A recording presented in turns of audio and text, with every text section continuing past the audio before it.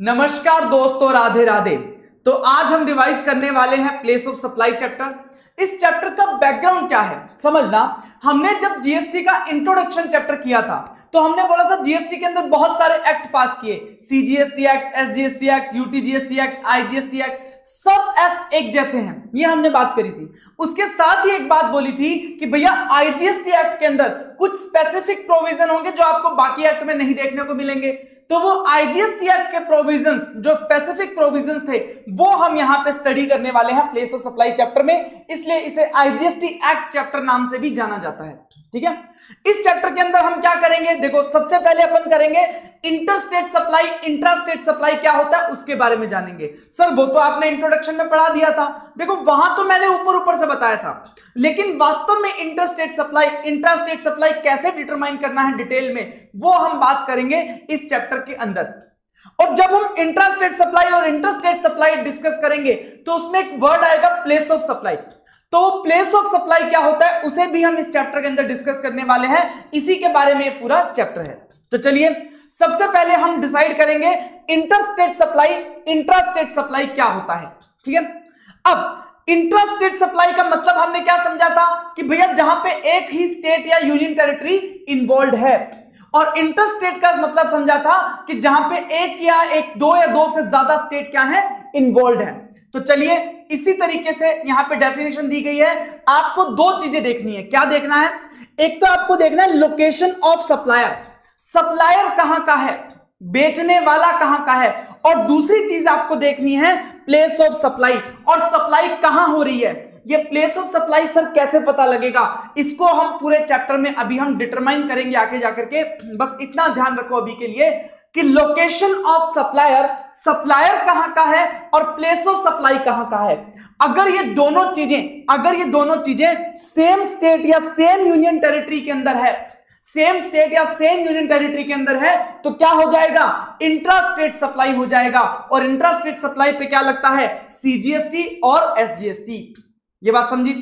अब अगर जो आपका लोकेशन ऑफ सप्लायर और place of supply, location of supplier और प्लेस ऑफ सप्लाई अगर दोनों अलग अलग स्टेट में है, दोनों अलग अलग यूनियन टेरिटरी में है, एक स्टेट में है एक यूनियन टेरिटरी में है, तो इसका मतलब वो दोनों अलग अलग स्टेट यूनियन टेरिटरीज में है, तो ऐसे केस में वो क्या हो जाएगा, इंटरस्टेट सप्लाई हो जाएगा, और इस केस में लग जाएगा आईजीएसटी।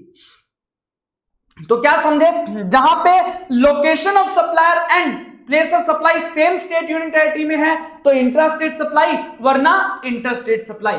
अब समझना, यहां पे आपको लोकेशन ऑफ रेसिपिएंट नहीं देखना, यहाँ पे आपको सिर्फ दो ही चीजें देखनी है, लोकेशन ऑफ सप्लायर और सप्लाई कहां हो रहा है। अगर सेम स्टेट यूनियन टेरिटरी तो इंट्रास्टेट, वरना इंटरस्टेट। जैसे मान लो पंजाब में मेरी दुकान है और पंजाब में ही मेरा प्लेस ऑफ सप्लाई है, इसका मतलब क्या हो गया, इंट्रास्टेट सप्लाई। अगर मैं पंजाब से माल बेचता हूं राजस्थान में तो ये क्या हो गया, इंटरस्टेट सप्लाई। मान लो मैं चंडीगढ़ से सामान बेचता हूं पंजाब में, तो चंडीगढ़ यूनियन टेरिटरी है, पंजाब स्टेट है, तो ये भी क्या हो जाएगा, इंटरस्टेट सप्लाई हो जाएगा। अब इसके बाद एक और बात बोल दी गई, अगर आप किसी ट्रांजैक्शन का इंट्रास्टेट सप्लाई डिटरमाइन नहीं कर पा रहे हो, लेकिन वो ट्रांजैक्शन हमें यह पता है कि वो हुई इंडिया के अंदर है, टैक्सेबल टेरिटरी इंडिया के अंदर हुई है, तो ऐसे केस में उसे इंटरस्टेट सप्लाई मान लिया जाएगा, इंटरस्टेट सप्लाई मान लिया जाएगा। ठीक है, इस तरीके से इंट्रास्टेट और इंटरस्टेट सप्लाई डिटरमाइन की जाती है। अब जब आप इंट्रास्टेट और इंटरस्टेट सप्लाई डिटरमाइन कर रहे थे, सर लोकेशन ऑफ सप्लायर तो पता लग जाएगा कि भैया सप्लायर कहां का है, कहां पे रजिस्टर्ड है, कोई दिक्कत नहीं आएगी, लेकिन जो आपका प्लेस ऑफ सप्लाई है वो हमें कैलकुलेट करना पड़ेगा, डिटरमाइन करना पड़ेगा, कैसे आएगा। तो प्लेस ऑफ सप्लाई हम डिटरमाइन करेंगे। चलिए, प्लेस ऑफ सप्लाई को कैलकुलेट करने के लिए हमेशा ध्यान में रखा जाता है कंजम्पशन प्रिंसिपल। समझना, यहां पे प्लेस ऑफ सप्लाई इंपॉर्टेंट क्यों हो जाता है, क्योंकि प्लेस ऑफ सप्लाई है, प्लेस ऑफ सप्लाई जो है वो रिफ्लेक्ट करता है कि आपने जो सप्लाई किया है गुड्स और सर्विसेज, वो वहां कहां पे कंज्यूम हुआ है, वो कहां पे कंज्यूम हुआ है, उसको ध्यान में रख करके प्लेस ऑफ सप्लाई डिटरमाइन किया जाता है। जैसा कि मैंने आपको बताया था कि जीएसटी कंजम्पशन बेस्ड टैक्स है, जीएसटी क्या है, कंजम्पशन बेस्ड टैक्स है, तो जहां पे ये कंज्यूम होगा, जहां पे वो गुड्स और सर्विसेज कंज्यूम होंगे, उसके ऊपर जो भी टैक्स बनेगा वो टैक्स आधा तो जाएगा सेंटर के पास और आधा जाएगा स्टेट के पास। लेकिन कौन से स्टेट के पास? जहां पे ये गुड्स और सर्विसेज कंज्यूम हुए हैं। तो इसके लिए जरूरी है पता लगाना कि वो गुड्स एंड सर्विसेज कहां पे कंज्यूम हुए हैं, और ये बताता है प्लेस ऑफ सप्लाई। ये कौन बताता है? Place of supply. और प्लेस ऑफ सप्लाई बताएगा कहां पे गुड्स कंज्यूम हुए हैं। अकॉर्डिंगली जिस स्टेट के अंदर प्लेस ऑफ सप्लाई आएगा उसी स्टेट को उसका क्या मिलता है? रेवेन्यू मिलता है। इसलिए प्लेस ऑफ सप्लाई बहुत इंपॉर्टेंट हो जाता है। ठीक है। तो देखो, अगर सेम स्टेट के अंदर सप्लायर और प्लेस ऑफ सप्लाई होगा तो कोई दिक्कत नहीं आएगी, सीजीएसटी एसजीएसटी लगेगा और उस स्टेट की गवर्नमेंट को चला जाएगा। लेकिन अगर सप्लायर अलग स्टेट में हुआ और सप्लाई अलग स्टेट में हुई तो भैया यहां पे आईजीएसटी लगेगा, और आईजीएसटी सीधा सेंट्रल गवर्नमेंट के पास चला जाता है, और सेंट्रल गवर्नमेंट आधा खुद के पास रख लेती है और आधा उस स्टेट को दे देती है जहां पे ये गुड्स क्या हुए हैं? कंज्यूम हुए हैं। ये बात आपको समझ आ जानी चाहिए कि प्लेस ऑफ सप्लाई क्यों इंपॉर्टेंट है। ये बताता है कि कहां पे गुड्स और सर्विसेज क्या हुई हैं? कंज्यूम हुई हैं। तो यहां पे हम प्लेस ऑफ सप्लाई डिटरमाइन करेंगे। सबसे पहले अपन डिटरमाइन करेंगे गुड्स के लिए। देखो, गुड्स भी दो तरीके से ट्रेड होते हैं। एक होता है इंटरनेशनल ट्रेड, जहां पे अपन करते हैं इंपोर्ट और एक्सपोर्ट। मान लीजिए आउट ऑफ इंडिया से अगर मैं गुड्स को मंगवाता हूं या फिर आउट ऑफ इंडिया में गुड्स का सेल करता हूं तो हमारा प्लेस ऑफ सप्लाई क्या होगा? ये हमारे सिलेबस में नहीं है। अगर मैं गुड्स को आउट ऑफ इंडिया से मंगाता हूं या आउट ऑफ इंडिया भेजता हूं तो ऐसे केस में प्लेस ऑफ सप्लाई क्या होगा? वो हमारे सिलेबस में नहीं है। तो हम बात करेंगे अदर देन इंपोर्ट एक्सपोर्ट की। अदर देन इंपोर्ट एक्सपोर्ट से मतलब जो डोमेस्टिक ट्रांजैक्शन हुई होंगी, मैंने जो इंडिया के अंदर माल बेचा होगा उसका प्लेस ऑफ सप्लाई क्या होगा, उसकी हम यहां पे बात करने वाले हैं। चलिए, place of supply of goods in case other than import और एक्सपोर्ट। यहां पे सेक्शन 10 काम में आता है ऑफ आईजीएसटी। सेक्शन नंबर आपको याद नहीं करने हैं, लेकिन फिर भी मैंने आपको बता दिया है। देखिए, सबसे पहले अगर सप्लाई ऐसी हुई है जहां पे मूवमेंट ऑफ गुड्स इन्वॉल्व है, जहां पे गुड्स को एक जगह से दूसरी जगह पे मूव किया जाएगा। मैंने राजस्थान से पंजाब में माल बेचा है तो भैया राजस्थान से पंजाब माल जाएगा, चाहे वो सप्लायर भेजे, चाहे वो रेसिपिएंट यहां पर आकर के कलेक्ट करके और पंजाब लेकर के जाए, और चाहे किसी ट्रांसपोर्टर के थ्रू कहीं भेजा जाए, लेकिन गुड्स का मूवमेंट इन्वॉल्व है। गुड्स को मूव किया जा रहा है एक जगह से दूसरी जगह। तो ये मूवमेंट किया जा सकता है बाय सप्लायर, बाय रेसिपिएंट और एनी अदर पर्सन, जैसे कि ट्रांसपोर्टर। अगर गुड्स का मूवमेंट इन्वॉल्व है तो ध्यान रखना, जहां पे गुड्स का मूवमेंट टर्मिनेट होगा, एंड होगा, जहां पर जाकर के गुड्स का फर्दर मूवमेंट टर्मिनेट हो गया, एंड हो गया, जहां पे गुड्स रुक गए, इसका मतलब गुड्स को कहां डिलीवर किया गया है, मतलब वहीं उसका क्या हो रहा है? कंजम्पशन हो रहा है। तो ऐसे केस में जहां पे उसका मूवमेंट टर्मिनेट या एंड होगा वहां पे उसका क्या हो जाएगा? प्लेस ऑफ सप्लाई हो जाएगा। एग्जांपल्स दिए हुए हैं, एग्जांपल्स पढ़ते हैं। Pappu registered in Jaipur sell and deliver a machine to Mohan at his place in Pune. Jaipur का बंदा है, मशीन को डिलीवर करता है मोहन के प्लेस पे पुणे। इसका मतलब गुड्स का मूवमेंट इन्वॉल्व है, और कहां पे मूवमेंट खत्म हो रहा है? पुणे जाकर के जब मशीन डिलीवर हो जाएगी वहां पे आपका मूवमेंट एंड होगा। तो यहां पे place of supply will be Pune Maharashtra, जहां पे लोकेशन वेयर मूवमेंट एंड्स।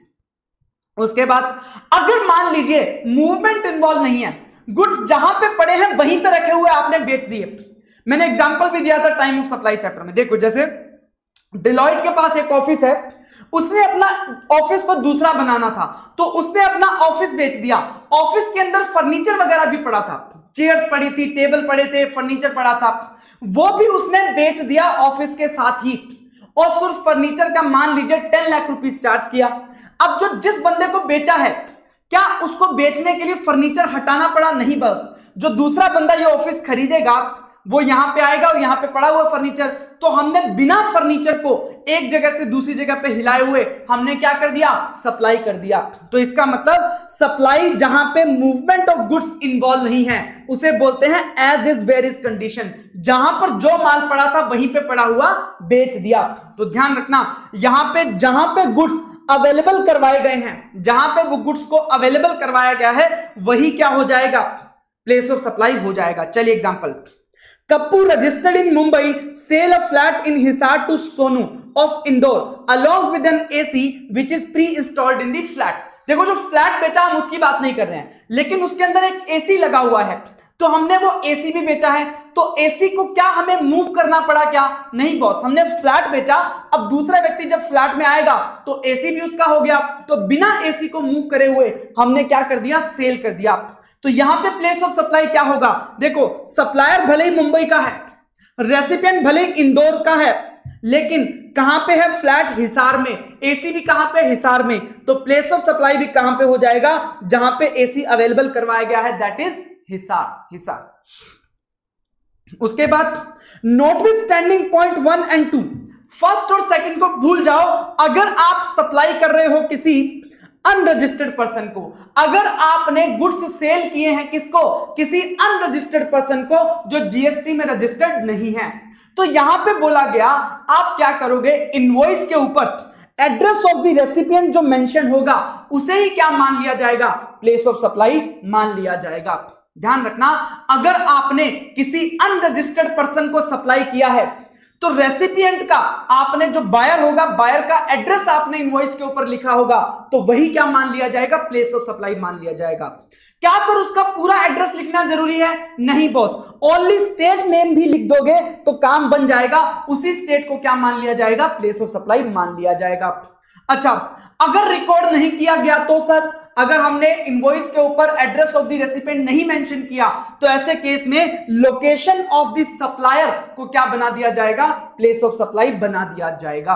अच्छा सर, कई बार ऑनलाइन आप परचेज करते हो ना, तो ऑनलाइन परचेज करता है कोई अनरजिस्टर्ड पर्सन, तो उसको सप्लाई करते तो वहां पे दो एड्रेस होते हैं। कौन से? एक होता है बिलिंग एड्रेस, एक होता है डिलीवरी एड्रेस। जिसके नाम पे बिल बनेगा उसका एड्रेस होता है वो बिलिंग एड्रेस होता है, और गुड्स जहां डिलीवर होगा उसका होता है डिलीवरी एड्रेस। तो सर अब बिलिंग एड्रेस को रेसिपिएंट का एड्रेस माने या डिलीवरी एड्रेस को? तो ध्यान रखना, यहां पे आप खुद सोचो कहां पे गुड्स कंज्यूम होगा, जहां पे उसका डिलीवरी होगा, तो डिलीवरी एड्रेस ही हमारा क्या बन जाएगा? प्लेस ऑफ सप्लाई बन जाएगा। If billing address and delivery address is different, तो ऐसे केस में डिलीवरी एड्रेस क्या बन जाएगा? आपका प्लेस ऑफ सप्लाई बन जाएगा। ये बात समझ में आ गई? चलिए, अब उसके बाद इसका एग्जांपल कर लेते हैं। पप्पू अनरजिस्टर्ड ऑफ जयपुर, जयपुर का है लेकिन अनरजिस्टर्ड है, लैपटॉप परचेज करता है from Croma of Delhi, Delhi के क्रोमा वाला एक वहां पे शोरूम है, वहां से परचेज करता है laptop, and records his state name in invoice as Rajasthan, और इनवॉइस में अपना नाम, अपना स्टेट का नाम लिखवा देता है राजस्थान। तो ऐसे केस में प्लेस ऑफ सप्लाई क्या होगा? देखो, एक सप्लाई ऑफ गुड्स किया जा रहा है किसी अनरजिस्टर्ड पर्सन को और उसका एड्रेस मेंशन किया गया है इनवॉइस के अंदर राजस्थान, तो राजस्थान ही आपका क्या हो जाएगा? प्लेस ऑफ सप्लाई हो जाएगा। चलिए, उसके बाद अगर सप्लाई इन्वॉल्व्स असेंबली और इंस्टॉलेशन, अगर आप कोई ऐसा सप्लाई कर रहे हो जिसके अंदर गुड्स को इंस्टॉल किया जाएगा, वहां पे असेंबल किया जाएगा, ठीक है, मान लीजिए बहुत बड़ी मशीन है, ठीक है, उसको टुकड़ों टुकड़ों में लाया जाता है और जिस फैक्ट्री में यह मशीन लगानी है वहां पर जाकर के इस मशीन को क्या किया जाता है? असेंबल किया जाता है। या मान लीजिए ऐसी मशीन है जिसको फैक्ट्री में लगाने से पहले उसका इंस्टॉलेशन करना पड़ता है, तो बस ऐसे केस में क्या होगा? अब डेफिनेटली जहां पे आपने मशीन को असेंबल या इंस्टॉल किया गया है वहीं पे आप उसको कंज्यूम करोगे, तो यहां पे बोल दिया गया लोकेशन ऑफ सच असेंबली और इंस्टॉलेशन क्या हो जाएगा?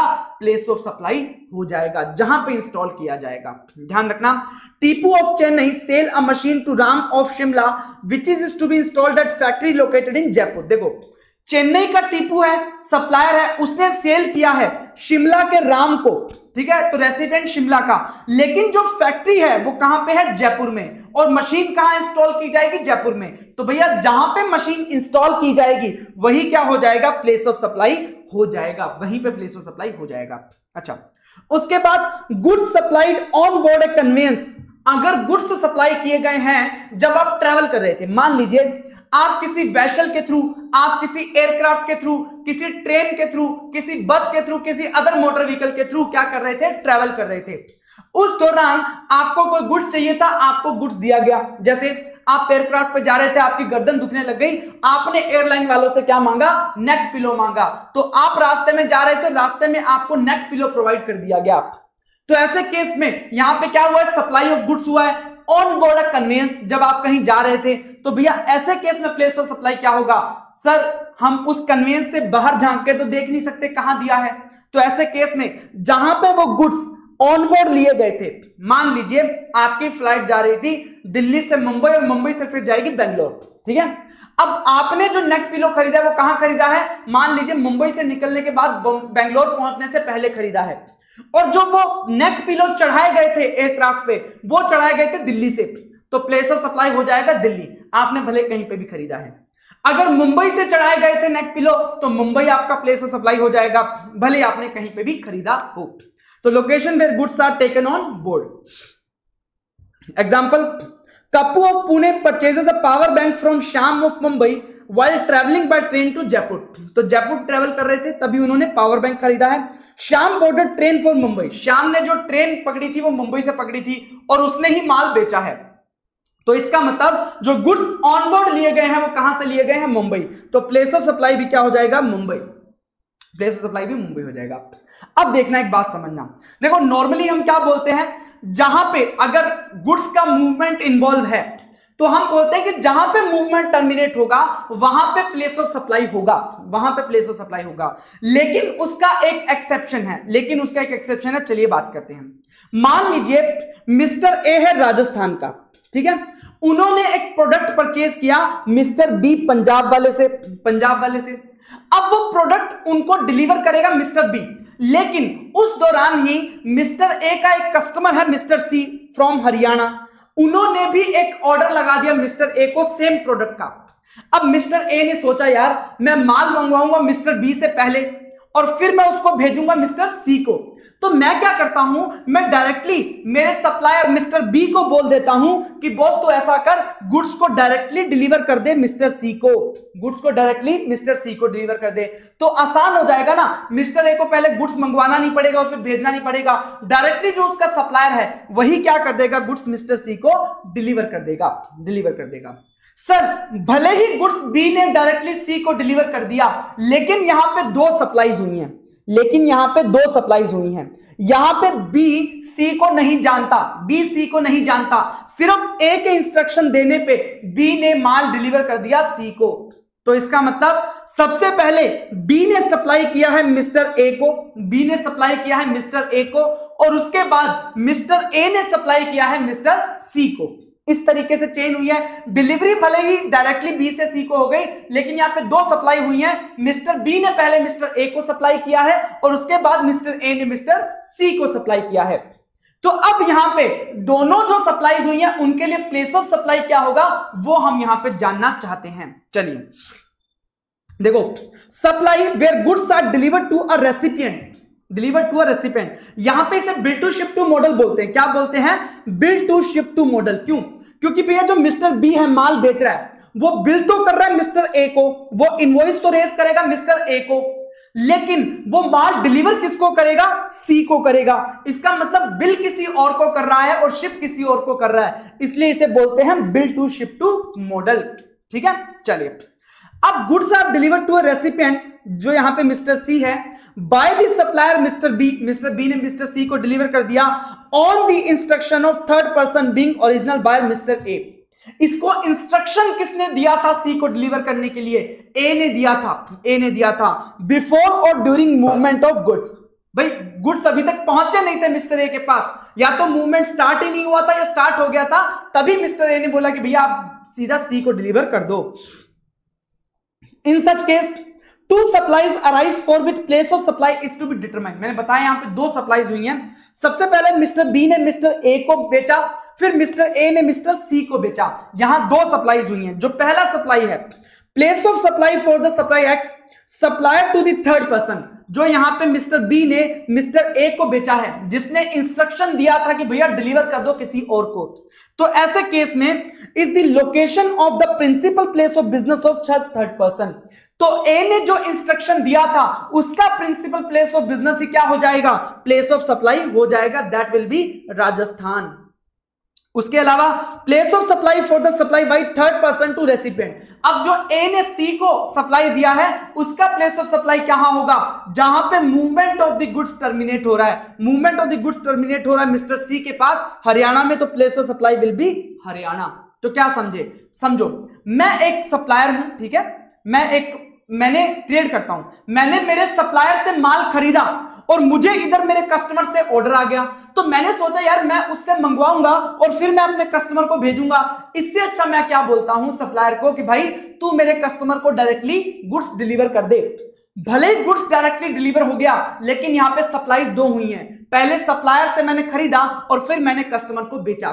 तो जब मैं सप्लायर से खरीद रहा हूं, उस सप्लाई का प्लेस ऑफ सप्लाई होगा मेरा प्रिंसिपल प्लेस ऑफ बिजनेस, और फिर उसके बाद सप्लायर मैं बन जाऊंगा और मैंने कस्टमर को बेचा। तो भैया जहां पे movement of the goods terminate हुआ है, कस्टमर को डिलीवर हुआ है, तो वहां पे क्या हो जाएगा, प्लेस ऑफ सप्लाई हो जाएगा सेकंड सप्लाई का। बहुत इंपॉर्टेंट है, ये ध्यान से समझ लीजिएगा। चलिए, ये बात होती है गुड्स के केस में। तो गुड्स के केस में प्लेस ऑफ सप्लाई कैसे डिटरमाइन करना है, बहुत ही सिंपल। मूवमेंट ऑफ टर्मिनेट जहां पे होगा, अगर मूवमेंट ऑफ गुड्स इन्वॉल्व है, अगर मूवमेंट ऑफ गुड्स इन्वॉल्व नहीं है तो जहां पे अवेलेबल करवाया, और अगर अनरजिस्टर्ड पर्सन को बेचा है तो भैया उसका लोकेशन एड्रेस जो आपने मेंशन किया है इनवॉइस पे, ठीक है। अगर ऑनबोर्ड कन्वेंस दिया है तो जहां पे कन्वेंस पे चढ़ाया, असेंबली और इंस्टॉलेशन इन्वॉल्व है तो जहां पे इंस्टॉल और असेंबल किया वो आपका प्लेस ऑफ सप्लाई हो जाएगा। ये हो जाता है गुड्स का प्लेस ऑफ सप्लाई डिटरमाइन। अब हम बात करेंगे, अगर आप सर्विसेज प्रोवाइड करते हो तो उस केस में प्लेस ऑफ सप्लाई क्या होगा। देखो, जब आप सर्विसेज का प्लेस ऑफ सप्लाई डिटरमाइन करोगे तो पहले आपको दो चीजें देखनी है। क्या चीजें देखनी है, एक तो आपको देखना है location of the supplier, supplier कहां का है, बेचने वाला कहां का है। उसके बाद लोकेशन ऑफ द रेसिपिएंट, खरीदने वाला कहां का है, सप्लायर कहां का है और खरीदने वाला कहां का है। ये दो चीजें देखनी है। अगर ये दोनों इंडिया के अंदर हैं, अगर ये दोनों इंडिया के अंदर हैं तो बॉस ये सेक्शन 12 के अकॉर्डिंग हम क्या करेंगे, प्लेस ऑफ सप्लाई डिटरमाइन करेंगे। सर अगर इनमें से एक भी बंदा अगर आउट ऑफ इंडिया होता, सप्लायर या रेसिपिएंट दोनों में से एक भी बंदा अगर आउट ऑफ इंडिया होता तो हम यूज करते सेक्शन 13, लेकिन सेक्शन 13 आपके सिलेबस में नहीं है, वो फाइनल लेवल पे आपके लिए आएगा। तो इसका मतलब अगर कोई ट्रांजैक्शन में सप्लायर और रेसिपिएंट दोनों अगर इंडिया के हैं, दोनों अगर इंडिया के हैं मतलब डोमेस्टिक सप्लाई है, अगर दोनों इंडिया के हैं तो बॉस सेक्शन 12 लग जाएगा और सेक्शन 12 के अकॉर्डिंग हम क्या करेंगे, प्लेस ऑफ सप्लाई डिटरमाइन करेंगे। अच्छा, अब हमने ये पता लगा लिया कि भैया सेक्शन 12 लगेगा। अब आपको देखना है कि आपने कौन सी सर्विसेज प्रोवाइड कराई हैं, आपने कौन सी सर्विसेज प्रोवाइड कराई हैं। तो यहां पे सेक्शन 12 के अंदर कुछ 12 से 13 सर्विसेज ऐसी हैं जो डिफाइन की गई हैं कि भैया इनके लिए प्लेस ऑफ सप्लाई ये होगा कि मान लीजिए अगर आपने रेस्टोरेंट खोला हुआ है तो रेस्टोरेंट वाली सर्विसेज का प्लेस ऑफ सप्लाई ये होगा। अगर आपने आर्किटेक्ट की सर्विस दी है तो भैया आर्किटेक्ट का प्लेस ऑफ सप्लाई ये होगा। अगर आपने बैंकिंग की सर्विस दी है तो उसके लिए प्लेस ऑफ सप्लाई ये होगा। अब सारी सर्विसेज को ऐसे डिफाइन करना पॉसिबल नहीं है, तो अगर तो आपने जो सर्विसेज प्रोवाइड कराई है वो किसी स्पेसिफिक केस में फॉल करती है तो उसका place of supply specific case के अकॉर्डिंग डिटरमाइन होगा। लेकिन अगर आपका सर्विसेज कुछ ऐसा है जो किसी भी स्पेसिफिक केस में फॉल नहीं करता है तो भैया उसका place of supply general provision के अकॉर्डिंग डिटरमाइन किया जाएगा। तो आप सबसे पहले क्या पता लगाओगे, आप सबसे पहले पता लगाओगे location of supplier and location of recipient. अगर इंडिया के अंदर है तो क्या लगेगा, सेक्शन 12 लगेगा। और सेक्शन 12 लगेगा तो आप क्या चेक करोगे, नेचर ऑफ सर्विस, आपने किस प्रकार की सर्विस प्रोवाइड कराई है। अगर ये सर्विसेज किसी स्पेसिफिक केस में आती है, किसी स्पेसिफिक केस में आती है तो भैया जो प्लेस ऑफ सप्लाई है वो as per that specific case ही होगा। अदरवाइज क्या होगा, अदरवाइज जनरल प्रोविजन लग जाएगा, जनरल प्रोविजन लग जाएगा। अब जनरल प्रोविजन में प्लेस ऑफ सप्लाई कैसे डिटरमाइन होता है ये भी बताऊंगा, और स्पेसिफिक केसेस कौन कौन से हैं ये भी मैं आपको बताने वाला हूं। तो चलिए सबसे पहले बताता हूं, अगर आपका nature of supply fall into specific case तो स्पेसिफिक प्रोविजन अप्लाई होंगे जो अभी हम डिस्कस करने वाले हैं। लेकिन अगर किसी स्पेसिफिक केस में फॉल नहीं करता है तो आप क्या करोगे, जनरल प्रोविजन एप्लीकेबल होंगे और प्लेस ऑफ सप्लाई क्या होगा देखना। अगर आपने सर्विसेज प्रोवाइड कराई है किसी रजिस्टर्ड पर्सन को, किसी रजिस्टर्ड पर्सन को जो कि जीएसटी के अंदर रजिस्टर्ड है, तो कहने का मतलब अगर आपका रेसिपिएंट बायर रजिस्टर्ड पर्सन है, जीएसटी के अंदर रजिस्टर्ड है, तो भैया लोकेशन ऑफ द रेसिपिएंट क्या हो जाएगा, प्लेस ऑफ सप्लाई हो जाएगा। सर ऐसा क्यों, सर वो रजिस्टर्ड है जीएसटी के अंदर, तो उसका भी रजिस्ट्रेशन नंबर होगा, और रजिस्ट्रेशन नंबर के पहले 2 डिजिट जो होते हैं वो बताते हैं कि आप कौन से स्टेट में रजिस्टर्ड हो। तो अगर हमारा जो बायर और रेसिपिएंट रजिस्टर्ड पर्सन होगा तो हम उसके रजिस्ट्रेशन नंबर से पता लगा सकते हैं कि वो कौन से स्टेट का है, तो लोकेशन ऑफ रेसिपिएंट क्या हो जाएगा, प्लेस ऑफ सप्लाई हो जाएगा। ध्यान रखना, अगर कोई अनरजिस्टर्ड पर्सन हुआ, तो अगर किसी अनरजिस्टर्ड पर्सन को हमने सप्लाई किया तो ऐसे केस में भी लोकेशन ऑफ द रेसिपिएंट क्या होगा, प्लेस ऑफ सप्लाई होगा। अब एक बात ध्यान रखना, अगर अनरजिस्टर्ड पर्सन के केस में हमें उसका लोकेशन नहीं पता, रेसिपिएंट का लोकेशन नहीं पता, तो क्या होगा, तो सर हमें लोकेशन ऑफ द सप्लायर क्या करना पड़ेगा, प्लेस ऑफ सप्लाई बनाना पड़ेगा। देखो अगर वो रजिस्टर्ड होता तो हमेशा उसका एड्रेस हमारे पास होगा, क्योंकि उसका रजिस्ट्रेशन नंबर हमें बता देगा कि वो कौन से स्टेट में रजिस्टर्ड है, तो प्लेस ऑफ सप्लाई डिटरमाइन हो जाएगा लोकेशन ऑफ द रेसिपिएंट। लेकिन अगर वो रजिस्टर्ड नहीं है तो पहला प्रेफरेंस है लोकेशन ऑफ द रेसिपिएंट, वो प्लेस ऑफ सप्लाई होगा। अगर वो हमारे पास अवेलेबल नहीं है कि रेसिपिएंट कहां का है, तो भैया लोकेशन ऑफ सप्लायर हमारा क्या हो जाएगा, प्लेस ऑफ सप्लाई हो जाएगा। यहां पे mister Ramu Delhi provide legal services to ABC limited Jaipur determine place of supply. तो यहां पे सप्लायर और रेसिपिएंट दोनों कहां के हैं, इंडिया के हैं, तो सेक्शन 12 वुड अप्लाई। और ये किसी स्पेसिफिक केस में फॉल नहीं करता, मैं बता रहा हूं, अभी अपन स्पेसिफिक केस पढ़ेंगे तो अपने को पता भी लग जाएगा। तो ऐसे केस में प्लेस ऑफ सप्लाई क्या होगा, location of the recipient that is Jaipur. ठीक है, जयपुर प्लेस सप्लाई हो जाएगा। अच्छा, अब ये तो हो गया कि जनरल, अगर किसी स्पेसिफिक केस में फॉल नहीं करता तो जनरल प्रोविजन लगेगा, उसमें प्लेस ऑफ सप्लाई कैसे डिटरमाइन करते हैं। अब हम बात करते हैं स्पेसिफिक केसेस की।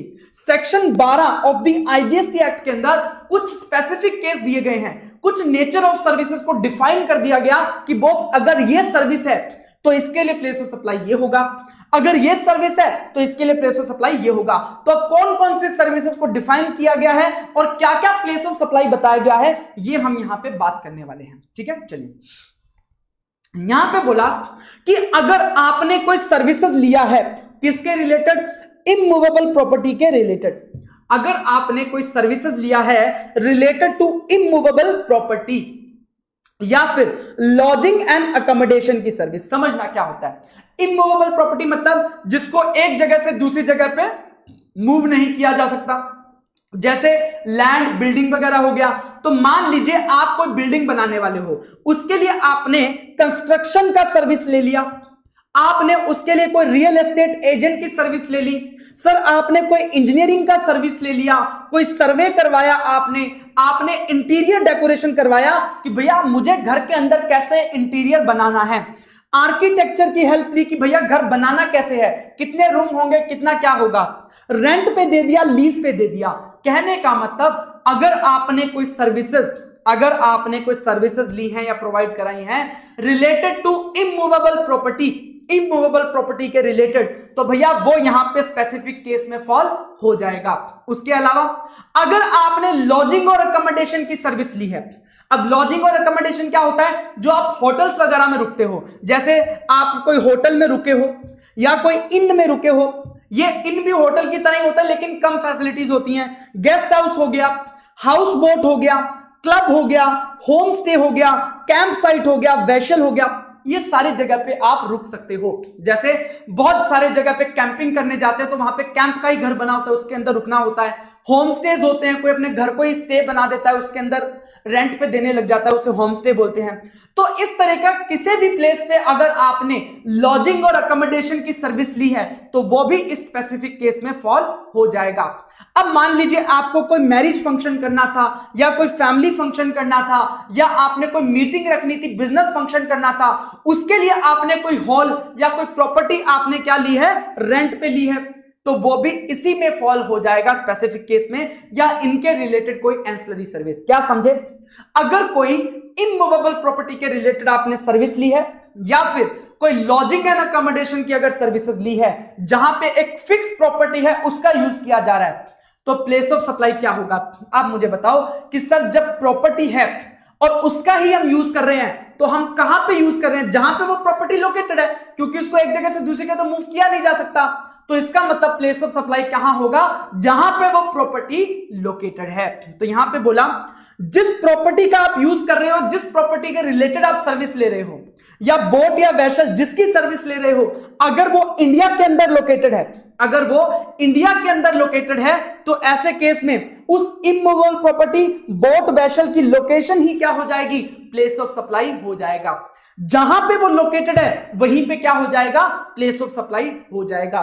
लेकिन अगर प्रॉपर्टी बोट वेसल लोकेटेड है आउटसाइड इंडिया, अगर जिस प्रॉपर्टी के लिए आप सर्विस ले रहे हो या जहां पे आप रुके हो वो आउटसाइड इंडिया प्रॉपर्टी है, ठीक है, तो ऐसे केस में लोकेशन ऑफ द रेसिपिएंट क्या हो जाएगा, प्लेस ऑफ सप्लाई, क्योंकि हम place of supply out of India नहीं बनाना चाहते। सप्लायर भी इंडिया का है, रेसिपिएंट भी इंडिया का है, लेकिन जिस प्रॉपर्टी के रिलेटेड सर्विस ली है वो आउटसाइड इंडिया है, तो ऐसे केस में लोकेशन ऑफ द रेसिपिएंट क्या हो जाएगा, प्लेस ऑफ सप्लाई हो जाएगा। ये बात समझ में आ गई। इसके लिए एग्जांपल करते हैं। Mister Ron from Pune provides architecture service to mister Harry of Jaipur, ठीक है, for his property situated in Delhi and London, for which he charges 2 lakh and 5 lakh respectively. देखो मिस्टर रॉन है, एक आर्किटेक्ट है, पुणे का है, मतलब सप्लायर कहां का है, पुणे का है।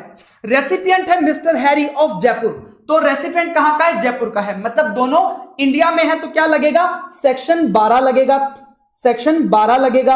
अब देखो सेक्शन 12 लगेगा और ये प्रॉपर्टी के रिलेटेड सर्विस है, इमूवेबल प्रॉपर्टी के रिलेटेड सर्विस है, तो यहां पे स्पेसिफिक केस में फॉल हो जाएगा। अब प्रॉपर्टी कहां पे है जिसके रिलेटेड सर्विस ली गई है, देखो दो प्रॉपर्टी हैं, एक है दिल्ली के अंदर जिसके लिए 2 लाख रुपए चार्ज किए गए हैं, तो भैया दिल्ली वाली प्रॉपर्टी इंडिया के अंदर लोकेटेड है, तो जहां पे प्रॉपर्टी लोकेटेड है वहीं पे क्या हो जाएगा, प्लेस ऑफ सप्लाई, तो यहां पे प्लेस ऑफ सप्लाई हो जाएगा दिल्ली 2 लाख रुपए के लिए। अब जो 5 लाख रुपए चार्ज किए गए हैं वो किए गए लंदन की प्रॉपर्टी के लिए, तो लंदन में मेरा कोई प्रॉपर्टी था, वहां पे मुझे घर बनवाना था, मैंने आर्किटेक्ट की सर्विस ली है सर, तो मेरी प्रॉपर्टी अब आउटसाइड इंडिया है, तो ऐसे केस में प्लेस ऑफ सप्लाई क्या होगा, location of the recipient that is Jaipur. Harry कहां का है, जयपुर का है, तो 5 लाख रुपए के लिए जो मेरा प्लेस ऑफ सप्लाई होगा वो जयपुर हो जाएगा, लोकेशन ऑफ द रेसिपिएंट, क्योंकि प्रॉपर्टी आउटसाइड इंडिया लोकेटेड है। अब दिक्कत कहां आती है, समझना दिक्कत कहां आती है। कई बार क्या होता है, जिस प्रॉपर्टी के रिलेटेड आपने सर्विस ली है, ठीक है, जिस प्रॉपर्टी के रिलेटेड सर्विस ली है वो मान लीजिए इंडिया के अंदर है, इंडिया के अंदर है, लेकिन वो प्रॉपर्टी अलग अलग स्टेट्स में इंक्लूडेड है। कैसे समझना, मान लीजिए यहां पे एबीसी लिमिटेड एक कंपनी है, ये अपने डायरेक्टर्स को स्टे करवाती है, ठीक है, ये कोई टूर पे गए हैं डायरेक्टर्स और उनको स्टे करवाती है। अब इनका टूर क्या है, इनका टूर ऐसा है कि ये 2 दिन के लिए कहां रुकेंगे, अमृतसर में रुकेंगे, 2 दिन के लिए अमृतसर में स्टे करेंगे, और 3 दिन के लिए कहां रुकेंगे, मान लीजिए ये रुकेंगे मुंबई में, ठीक है, मुंबई में। तो यहां पे एबीसी लिमिटेड ने यहां पे ताज होटल से कांटेक्ट किया और उन्हें बोला कि भैया हमारे डायरेक्टर्स आ रहे हैं, 2 दिन वो अमृतसर रुकेंगे, 3 दिन मुंबई रुकेंगे। तो यहां पे मान लीजिए एक ताज का प्रॉपर्टी है ताज अमृतसर और एक ताज का प्रॉपर्टी है ताज मुंबई, ठीक है, अब 2 प्रॉपर्टीज हैं। अब दोनों जगह पे यहां पे 2 दिन रुका जाएगा, यहां पे 3 दिन रुका जाएगा, और इसके लिए ताज होटल ने एबीसी लिमिटेड को कोटेशन दिया है कि वो 1,50,000 रुपीज चार्ज करेगा, पूरा अमाउंट। अब इसमें क्या होता है, देखो अब 2 प्रॉपर्टी हैं, अलग अलग जगह पे लोकेटेड हैं, अलग अलग स्टेट में है, अमृतसर पंजाब के अंदर है और मुंबई कहां पे है, महाराष्ट्र में, और हमने बोला था जहां प्रॉपर्टी लोकेटेड है वहीं क्या हो जाएगा, प्लेस ऑफ सप्लाई। तो सर मैं प्लेस ऑफ सप्लाई पंजाब में बनाऊं या महाराष्ट्र में बनाऊं, आप बताओ। तो ऐसे केस में क्या होगा, आप क्या करोगे, जब आप कोई लॉजिंग एंड अकोमोडेशन की सर्विस लेते हो, ठीक है, या इमूवेबल प्रॉपर्टी के रिलेटेड सर्विस लेते हो और 2 या 2 से ज्यादा स्टेट में इन्वॉल्व है प्रॉपर्टी, तो आप सबसे पहले देखोगे कि क्या कोई कॉन्ट्रैक्ट है सप्लायर और रेसिपिएंट के बीच में, क्या ताज होटल और एबीसी लिमिटेड के बीच में कॉन्ट्रैक्ट हुआ है जिसमें लिखा हो कि 1,50,000 में से 50,000 रुपए अमृतसर के लिए और 1 लाख रुपए मुंबई के लिए। क्या ऐसा कोई कॉन्ट्रैक्ट हो रखा है जिसमें ये बाइफर्केशन कर रखा हो? अगर नहीं किया हुआ है, अगर किया हुआ है तो बढ़िया, फिर तो 50,000 पंजाब का, 1 लाख रुपए महाराष्ट्र का। लेकिन अगर ये बाइफर्केशन कॉन्ट्रैक्ट में नहीं है, अगर कॉन्ट्रैक्ट में नहीं है तो भैया हमें चाहिए कि जहां पे जितने दिन रुका है उस अकॉर्डिंग डिटरमाइन कर लिया जाए। तो भैया अगर लॉजिंग एंड अकोमोडेशन की सर्विस ली है, 2 या 2 से ज्यादा स्टेट के अंदर डिफरेंट प्रॉपर्टीज लोकेटेड है और वहां पे क्या रुके हैं, डायरेक्टर्स वगैरह रुके हैं, लॉजिंग अकोमोडेशन की सर्विस ली है, तो based on number of nights क्या कर दिया जाएगा, प्रोपोर्शनेट कर दिया जाएगा based on number of nights. ठीक है, अब मान लीजिए 2 नाइट्स रुके हैं आपका पंजाब में और 3 नाइट्स रुके हैं मान लीजिए महाराष्ट्र में, तो टोटल पैसा चार्ज किया है 1,50,000, तो 1,50,000 इंटू 2 डिवाइडेड बाय 5 ये आपका आ जाएगा 60,000 रुपीज, और 1,50,000 इंटू 3 डिवाइडेड बाय 5 ये आपका आ जाएगा 90,000। तो 60,000 रुपीज के लिए प्लेस ऑफ सप्लाई हो जाएगा पंजाब और 90,000 के लिए प्लेस ऑफ सप्लाई हो जाएगा महाराष्ट्र। इस तरीके से आपका प्लेस ऑफ सप्लाई हो जाएगा। अब देखो, अगर मान लीजिए, समझो, अब मान लीजिए अगर लॉजिंग एंड अकोमोडेशन की सर्विस ही ली गई है और क्या हुआ कि ये गए थे विजिट चंडीगढ़ करने, चंडीगढ़ विजिट करने गए थे डायरेक्टर्स, ठीक है, चंडीगढ़ करने गए थे।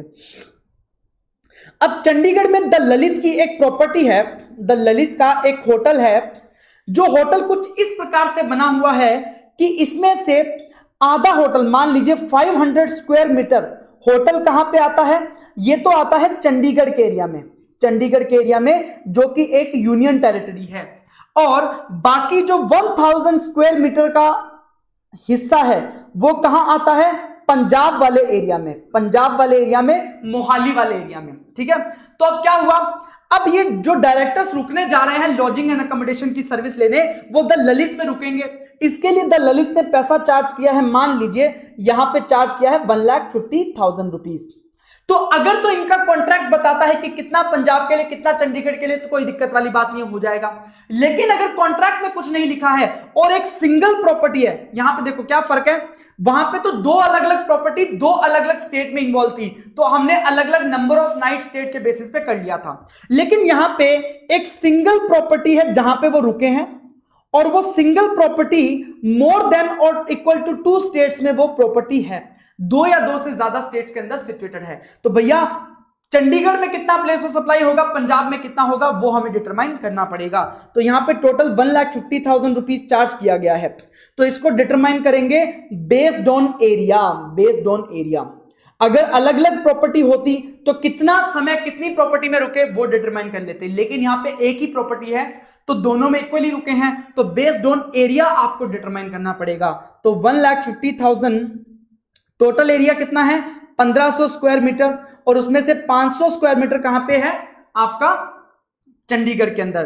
तो यूनियन टेरिटरी चंडीगढ़ के लिए हो जाएगा 50,000 रुपीज, और 1,50,000 इंटू 1000 डिवाइडेड बाय 1500 ये हो जाएगा 1 लाख रुपए हो जाएगा पंजाब के लिए। तो 50,000 रुपीज का place of supply Chandigarh, 1 lakh रुपए का पंजाब। इस तरीके से प्लेस ऑफ सप्लाई डिटरमाइन होगा। लेकिन सर अगर लॉजिंग एंड अकोमोडेशन के अलावा कोई सर्विस ली है किसी इमूवेबल प्रॉपर्टी के रिलेटेड, किसी इमूवेबल प्रॉपर्टी के रिलेटेड, ठीक है, किसी इमूवेबल प्रॉपर्टी, जैसे आपने आर्किटेक्ट का सर्विस लिया हो, आपने रियल एस्टेट का सर्विस लिया हो, कोई अदर सर्विस लिया हो लॉजिंग एंड अकोमोडेशन के अलावा, कोई रेंटल लीज का, कोई एजेंसी का, कोई इंटीरियर डेकोरेशन वगैरह का, तो क्या होगा, तो हमेशा चाहे सिंगल प्रॉपर्टी अलग अलग में लोकेटेड हो, चाहे अलग अलग प्रॉपर्टी अलग अलग स्टेट में लोकेटेड हो, किस बेसिस पे डिवाइड किया जाएगा, बेस्ड ऑन एरिया के बेसिस पे डिवाइड किया जाएगा।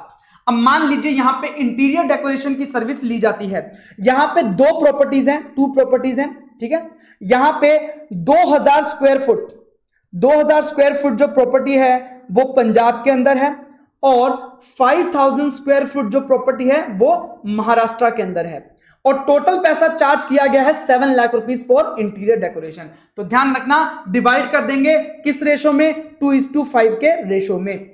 तो यहां पे 2 लाख रुपए पंजाब के लिए प्लेस ऑफ सप्लाई हो जाएगा, 5 लाख रुपीज महाराष्ट्र के लिए प्लेस ऑफ सप्लाई हो जाएगा। इस तरीके से प्लेस ऑफ सप्लाई होगा। अब एक होता है सर हाउस बोट। ये क्या होती है सर, मान लीजिए आप कहीं घूमने गए हो, आपको गोवा से कहां जाना है, मुंबई जाना है, गोवा से मुंबई जाना है, ठीक है।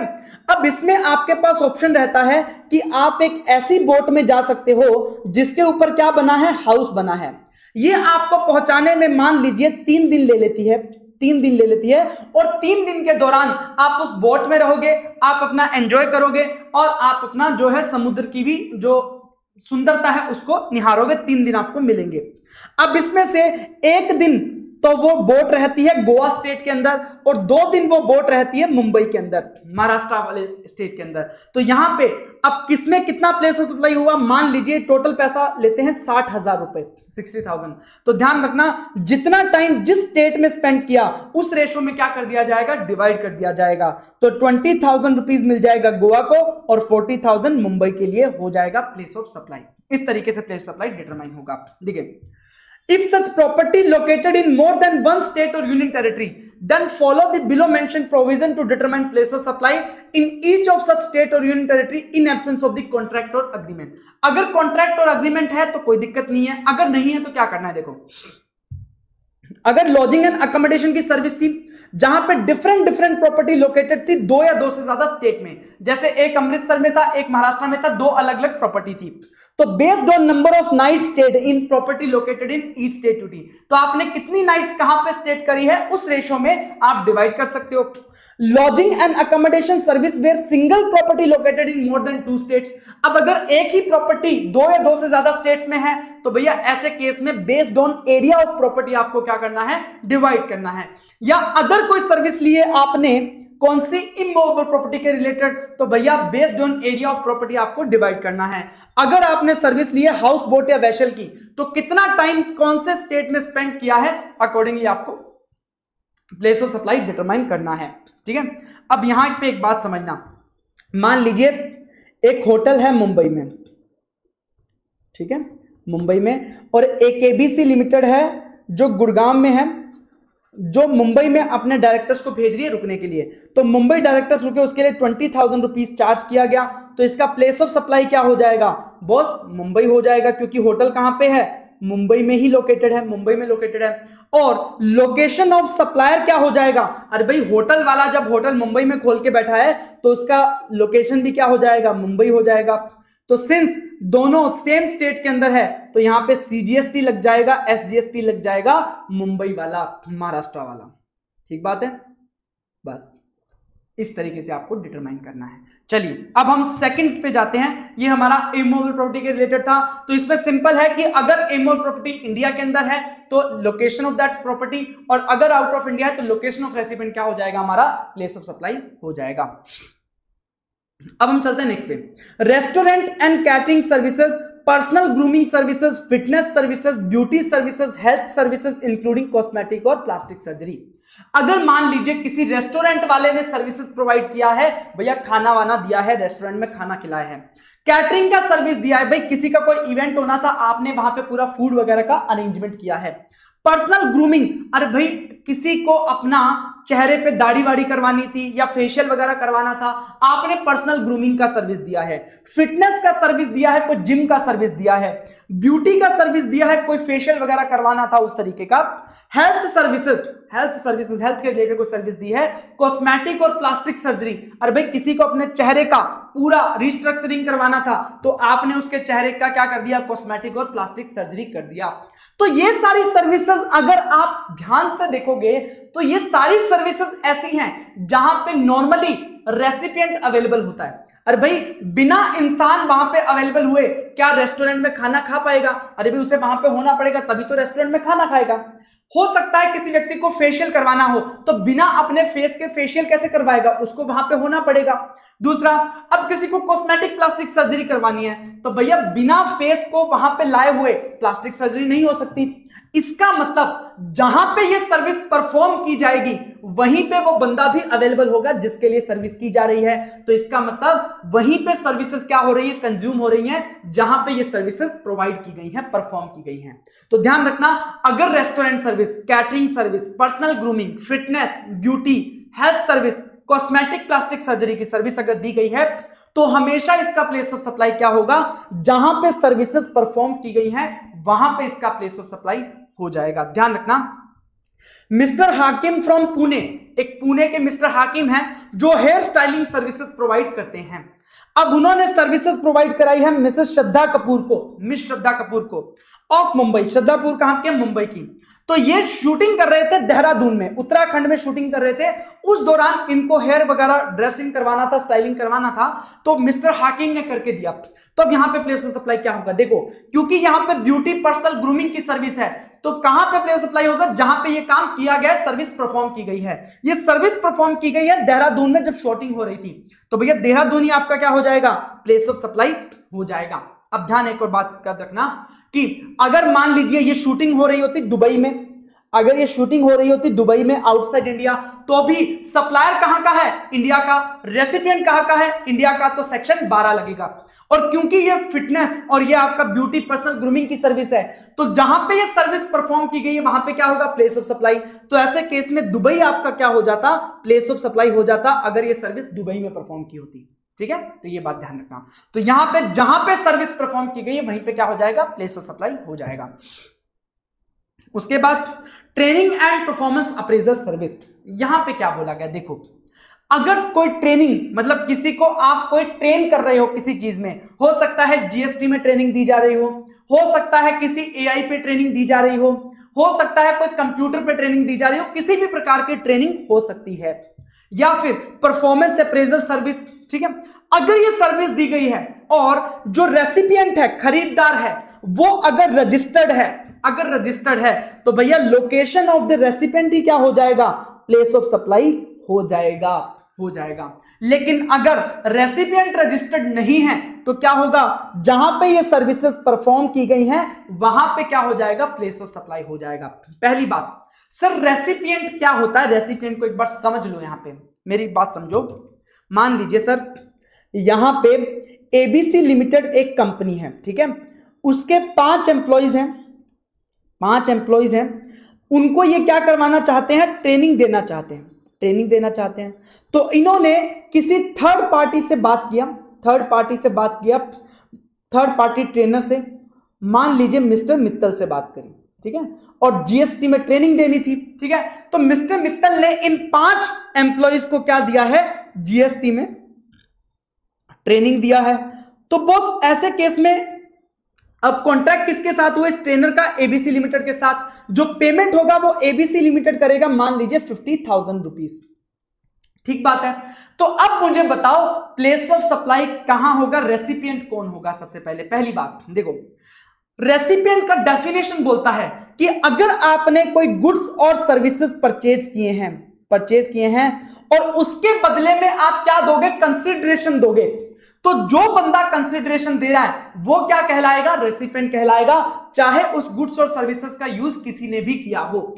अगर कोई गुड्स और सर्विसेज आपने परचेज किया जिसके लिए आपने कोई कंसिडरेशन पे नहीं किया, फ्री ऑफ कॉस्ट आपने खरीदा है, तो भैया ऐसे केस में रेसिपिएंट कौन कहलाएगा? जो व्यक्ति उन गुड्स और सर्विसेज का यूज करेगा। अगर यहां पे देखोगे तो भले ही ट्रेनिंग इन 5 एम्प्लॉइज को प्रोवाइड की गई है, लेकिन इसका पेमेंट किसने किया है? एबीसी लिमिटेड ने। तो यहां पे रेसिपिएंट कौन होगा? एबीसी लिमिटेड होगा। अब मान लीजिए एबीसी लिमिटेड रजिस्टर्ड है कहां पे? मान लीजिए मुंबई के अंदर, और यहां पे सप्लायर मिस्टर मित्तल है, मान लीजिए जयपुर के, और ये ट्रेनिंग दी गई है कहां पे? मान लीजिए एक रिजॉर्ट में दी गई है, कोलकाता के रिजॉर्ट में ये ट्रेनिंग दी गई है।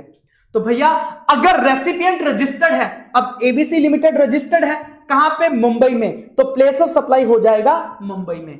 अगर मान लीजिए एबीसी लिमिटेड रजिस्टर्ड ना होता, तो ऐसे केस में क्योंकि रेसिपिएंट इज नॉट रजिस्टर्ड, तो जहां पे ट्रेनिंग दी गई है कलकत्ता में, तो प्लेस ऑफ सप्लाई कोलकाता हो जाता। तो यहां पे as per GST act recipient means person liable to pay consideration, जहां पे सप्लाई के लिए आपको कंसिडरेशन पे करना है, लेकिन जहां पे कंसिडरेशन इज नॉट पेबल, तो वहां पे टू हुम गुड्स और सर्विसेज आर प्रोवाइडेड, वो आपका रेसिपिएंट हो जाएगा। In case if a company provide training to their employees from third party supplier for which fees has been paid by the company, तो ऐसे केस में payment किसने किया? कंपनी ने। तो रेसिपिएंट कौन होगा? कंपनी होगा, भले ही जो ट्रेनिंग दी गई है उसके एम्प्लॉइज को दी गई है। तो यहां पे एग्जांपल हमने किया, वो एग्जांपल यहां पे दिया गया है उस तरीके से प्लेस ऑफ सप्लाई डिटरमाइन होगा। अगर रेसिपिएंट रजिस्टर्ड है तो प्लेस ऑफ सप्लाई रेसिपिएंट हो जाएगा, अगर रेसिपिएंट रजिस्टर्ड नहीं है तो भैया प्लेस ऑफ सप्लाई हो जाएगा जहां पे वो ट्रेनिंग परफॉर्म की गई है। ठीक है, ओके सर, हो सकता है ये ट्रेनिंग कोलकाता की जगह दुबई में रखवाई होती, अगर ये ट्रेनिंग दुबई में रखवाई होती और एबीसी लिमिटेड रजिस्टर्ड ना होता, अगर एबीसी लिमिटेड रजिस्टर्ड ना होता और ट्रेनिंग दुबई में होती तो भैया प्लेस ऑफ सप्लाई दुबई में हो जाता, कोई दिक्कत वाली बात नहीं है। ठीक है, चलिए अब यहां पे बात करते हैं फोर्थ पॉइंट की, admission to any event, amusement park, other places. देखो मान लीजिए कोई इवेंट हो रहा है, दिलजीत ने कोई कॉन्सर्ट किया, अब उस इवेंट में जाने के लिए आपको उसके अंदर जाना पड़ेगा और जाना तभी अलाउ करेंगे जब आप उसकी एंट्री टिकट खरीदोगे, तो वो उसे बोलते हैं एडमिशन सर्विस, कि भैया आपको उस इवेंट में आने की परमिशन दी जा रही है, उसे बोलते हैं एडमिशन सर्विस, जो टिकट दी जाती है। या किसी अम्यूजमेंट पार्क में जा रहे हो, कोई वाटर पार्क में जा रहे हो, ठीक है, या कोई इस तरीके का कोई जंगल सफारी वगैरह में जा रहे हो, तो वहां पे आपको जा रहे हो तो एडमिशन के लिए आपसे टिकट ली जाती है कि भैया यहां पे एंटर करना है तो आपको टिकट लेनी पड़ेगी, तो वो सर्विस को बोलते हैं admission to any event, amusement park और अदर प्लेसेस। तो जो टिकट आप खरीदते हो उससे आपको राइट मिलता है कि आप उस प्लेस को घूम सकते हो, उस प्लेस पे एंटर कर सकते हो। तो भैया इसका मतलब वो टिकट आपने क्यों खरीदी है, उस प्लेस को देखने के लिए, निहारने के लिए, एंटरटेन होने के लिए, और वो एंटरटेनमेंट आपको वहीं पे मिलेगा जहां पे वो प्लेस लोकेटेड है, जहां पे वो इवेंट हो रहा है। तो इसलिए प्लेस ऑफ सप्लाई भी कहां होगा, लोकेशन ऑफ प्लेस और इवेंट हेड, जहां पे वो इवेंट रखा गया है वहीं पे आपका क्या होगा, प्लेस ऑफ सप्लाई होगा, क्योंकि जो सर्विस है एंटरटेनमेंट की वो वहीं पे आप कंज्यूम करोगे जहां पे इवेंट है, तो प्लेस ऑफ सप्लाई भी वहीं हो जाएगा। चलिए, place of supply for entry ticket to an aquarium located at Goa is Goa itself, क्योंकि एक्वेरियम कहां पे, गोवा, तो वहां पे ही आपका प्लेस ऑफ सप्लाई हो जाएगा। चलिए, उसके बाद organising event and assigning sponsorship for such event. देखो एक तो होता है इवेंट में आपको एंटर करने का सर्विस दिया, उसके लिए तो टिकट लगती है, ठीक है। अब समझना, देखना, समझना कि दिलजीत है, दिलजीत को एक कॉन्सर्ट करना है, कॉन्सर्ट करना है, मान लीजिए कॉन्सर्ट करना है, मुंबई में कॉन्सर्ट करना है, ठीक है। उसने मुंबई कॉन्सर्ट के लिए जो टिकट सेल करी हैं, ठीक है, टिकट सेल करी हैं, वो तो क्या हो गया, एडमिशन की सर्विस हो गई, एडमिशन की सर्विस हो गई। अब इतना बड़ा इवेंट करना है तो उसकी सारी प्रिपरेशन करनी पड़ेगी, तो वो प्रिपरेशन के लिए एक इवेंट मैनेजमेंट कंपनी को हायर करता है, एबीसी लिमिटेड को, और उसे बोलता है कि भैया मुंबई में इवेंट करना है, उसके लिए सारा ऑर्गेनाइज कौन करोगे, आप करोगे, जिसके लिए दिलजीत इनको क्या देगा, मान लीजिए 50 लाख रुपीस पे करेगा। तो यहां पे जो एबीसी लिमिटेड है वो दिलजीत को क्या सर्विस प्रोवाइड कर रहे हैं, इवेंट को ऑर्गेनाइज करके देने की, मतलब पूरा इवेंट जो होने वाला है उसको ऑर्गेनाइज करके दिया जाएगा, सारी फैसिलिटी जो भी अरेंजमेंट्स करने हैं वो ये करके देंगे, तो इसे बोलते हैं इवेंट ऑर्गेनाइजेशन की सर्विस। उसके अलावा आप समझो स्पॉन्सरशिप की सर्विसेज, मान लीजिए एक आईपीएल मैच होना है मुंबई के अंदर और वहां पे बीसीसीआई ने स्पॉन्सरशिप दी है किसी कंपनी को कि भैया आप यहां पे आपका नाम दिखाया जाएगा, उसके बदले में आपको पैसा देना पड़ेगा, तो यहां पे बीसीसीआई ने क्या दिया है, स्पॉन्सरशिप सर्विसेज दिया है किसी को। तो इस तरीके का स्पॉन्सरशिप सर्विसेज हो या ऑर्गेनाइज करने का सर्विस हो इवेंट को, तो ऐसे केस में प्लेस ऑफ सप्लाई क्या होगा, यहां पे बोला कि अगर रेसिपिएंट रजिस्टर्ड है, अगर रेसिपिएंट रजिस्टर्ड है तो लोकेशन ऑफ द रेसिपिएंट ही क्या हो जाएगा, प्लेस ऑफ सप्लाई हो जाएगा। अगर रेसिपिएंट रजिस्टर्ड नहीं है, अगर रेसिपिएंट रजिस्टर्ड नहीं है जीएसटी में, तो ध्यान रखना लोकेशन जहां पे इवेंट हुआ है, अगर वो इंडिया के अंदर है तो जहां पे वो इवेंट हुआ है वही लोकेशन क्या हो जाएगा, प्लेस ऑफ सप्लाई हो जाएगा। और अगर लोकेशन हुआ है आउट ऑफ इंडिया, जो इवेंट हुआ है वो आउट ऑफ इंडिया हुआ है, तो लोकेशन ऑफ रेसिपिएंट क्या हो जाएगा, प्लेस ऑफ सप्लाई हो जाएगा। तो देखो सबसे पहले देखना है कि भैया क्या रेसिपिएंट रजिस्टर्ड है क्या, अगर रेसिपिएंट रजिस्टर्ड है तो location of recipient will be the place of supply. अगर रेसिपिएंट रजिस्टर्ड नहीं है तो हमें देखना इवेंट कहां हुआ है, अगर इवेंट इंडिया में हुआ है तो इवेंट का लोकेशन ही क्या हो जाएगा, प्लेस ऑफ सप्लाई। अगर इंडिया में नहीं हुआ तो लोकेशन ऑफ रेसिपिएंट क्या होगा, प्लेस ऑफ सप्लाई होगा। यहां पे एग्जांपल लेते हैं, mister Ron registered in Pune, Pune में रजिस्टर्ड है, उन्होंने इवेंट ऑर्गेनाइज करने की सर्विसेज ली है from XYZ limited based in Gurgaon. तो जो सप्लायर है वो कहां का है, गुड़गांव का है, रेसिपिएंट कहां का है, पुणे का है। इनको एक प्रोडक्ट लॉन्च करना है। Event are held at Delhi and Mauritius. एक तो इंडिया के अंदर इवेंट है दिल्ली में और एक दूसरा आउट ऑफ इंडिया मॉरिशस में है, जिसके लिए 3 लाख रुपए चार्ज किए गए हैं दिल्ली के लिए और 8 लाख रुपए चार्ज किए गए हैं मॉरिशस वाले इवेंट के लिए। तो आपको प्लेस ऑफ सप्लाई डिटरमाइन करना है। देखो, जब रेसिपिएंट रजिस्टर्ड है तो ऐसे केस में इवेंट कहीं पे भी हुआ हो कोई फर्क पड़ेगा नहीं बॉस। लोकेशन ऑफ रेसिपिएंट क्या हो जाएगा, प्लेस ऑफ सप्लाई हो जाएगा। क्योंकि रेसिपिएंट रजिस्टर्ड है पुणे के अंदर, तो भैया इवेंट कहीं पे भी हुआ हो तो 3 लाख रुपए हो, 8 लाख रुपए हो, दिल्ली मॉरिशस के लिए हो, प्लेस ऑफ सप्लाई क्या हो जाएगा, पुणे हो जाएगा।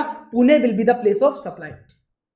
अच्छा, अगर ये रजिस्टर्ड ना होता, what if the mister Ron is unregistered, mister Ron unregistered होता, तो भैया जो इवेंट इंडिया के अंदर हुआ, दिल्ली में हुआ, उसका प्लेस ऑफ सप्लाई वहां पे हो जाएगा जहां पे इवेंट हुआ, दैट इज दिल्ली। तो 3 लाख रुपए के लिए प्लेस ऑफ सप्लाई हो जाएगा दिल्ली, ठीक है। और जो इवेंट हुआ मॉरिशस आउट ऑफ इंडिया, उसका प्लेस ऑफ सप्लाई हो जाएगा लोकेशन ऑफ द रेसिपिएंट, वो क्या है, पुणे। तो 8 लाख रुपए के लिए प्लेस ऑफ सप्लाई हो जाएगा पुणे। इस तरीके से प्लेस ऑफ सप्लाई डिटरमाइन किया जाता है, ठीक है। चलिए, उसके बाद transportation of goods including mail और कुरियर। अगर आपने सर्विसेज लिया है गुड्स को ट्रांसपोर्ट करने का, अरे भाई आप मुंबई में बिजनेस करते हो, आपने गुड्स भेजा दिल्ली किसी ट्रांसपोर्ट एजेंसी के थ्रू, तो वो सर्विस लिया है उसका, मान लो ट्रांसपोर्ट एजेंसी ने 50,000 रुपीज चार्ज किया है, तो उसका प्लेस ऑफ सप्लाई क्या होगा, वो हमें डिटरमाइन करना है। आपने कोई मेल भेजा है, आपने कोई कुरियर भेजा है, मेल मतलब पार्सल वाला मेल भेजा है, कुरियर भेजा है डीटीडीसी ब्लू डार्ट के थ्रू, तो वो भी यहां पे कवर होगा। तो उसके लिए प्लेस ऑफ सप्लाई क्या होगा, देखना। अगर रेसिपिएंट रजिस्टर्ड है तो लोकेशन ऑफ रेसिपिएंट, अगर रेसिपिएंट अनरजिस्टर्ड है तो भैया जहां पे गुड्स हैंडओवर किए गए हैं ट्रांसपोर्टेशन के लिए, वो आपका क्या हो जाएगा, प्लेस ऑफ सप्लाई हो जाएगा। लेट्स से एक एग्जांपल लेते हैं। मिस्टर रॉन रजिस्टर्ड है पुणे के अंदर, उन्होंने अपना गुड्स ट्रांसपोर्ट करवाया मुंबई से लुधियाना के लिए through ABC transporter of Mumbai. तो इन्होंने अपना गुड्स ट्रांसपोर्ट करवाया है, मुंबई का एबीसी ट्रांसपोर्टर है उससे, और खुद पुणे में रजिस्टर्ड है। मुंबई से कहां भेजा जा रहा है, लुधियाना भेजा जा रहा है।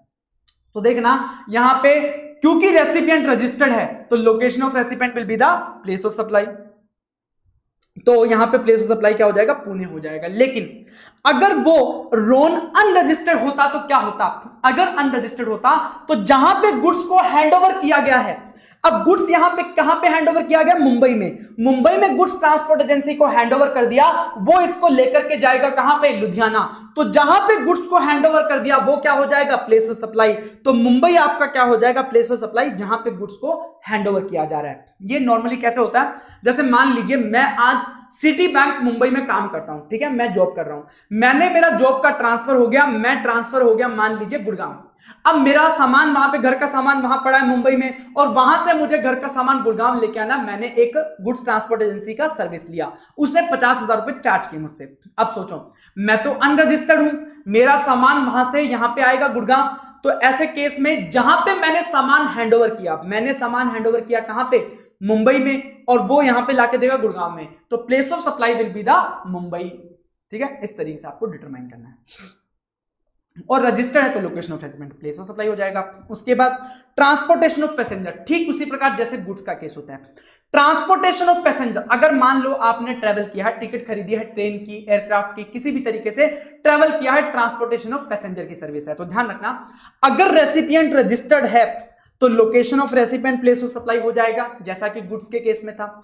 अगर रेसिपिएंट अनरजिस्टर्ड है तो यहां पे प्लेस ऑफ सप्लाई हो जाएगा जहां से आपने जर्नी स्टार्ट करी है, ठीक उसी प्रकार जैसे गुड्स में था कि जहां से आपने माल हैंडओवर किया है, ठीक वैसे ही पैसेंजर के केस में जहां से आपने अपनी जर्नी स्टार्ट करी है वो आपका प्लेस ऑफ सप्लाई हो जाएगा, अगर रेसिपिएंट अनरजिस्टर्ड है, ठीक है। मान लीजिए आपने टिकट बुक करवाई दिल्ली से मुंबई की, आप जयपुर में रजिस्टर्ड हो, तो भैया प्लेस ऑफ सप्लाई क्या हो जाएगा, जयपुर।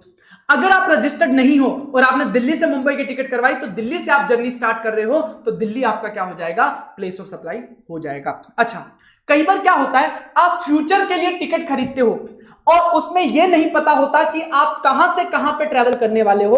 आपने सामने वाले को एक बार में पैसा दे दिया और उसे बोला कि फ्यूचर में मैं जर्नी करूंगा, मुझे नहीं पता कहां कहां ट्रैवल करूंगा। तो ऐसे केस में प्लेस ऑफ सप्लाई कैसे डिटरमाइन किया जाए, क्योंकि सप्लाई तो आज ही हो गया, आज ही मैंने एडवांस दे दिया, बुक कर लिया, लेकिन फ्यूचर का मुझे पता नहीं कहां से मैं ट्रेवल करूंगा, तो ऐसे केस में लोकेशन ऑफ द रेसिपिएंट क्या होगा, प्लेस ऑफ सप्लाई। अगर लोकेशन ऑफ रेसिपिएंट अवेलेबल नहीं है तो लोकेशन ऑफ सप्लायर हो जाएगा। ऐसा कब होता है समझना, देखो दिल्ली मेट्रो सुना होगा आपने, ठीक है।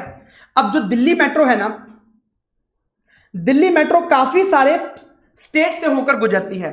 ये हरियाणा वाले भी कुछ एरियाज को कवर करती है, गुड़गांव में भी चलती है, यूपी वाले एरियाज को भी कवर करती है और दिल्ली वाले एरियाज को भी कवर करती है।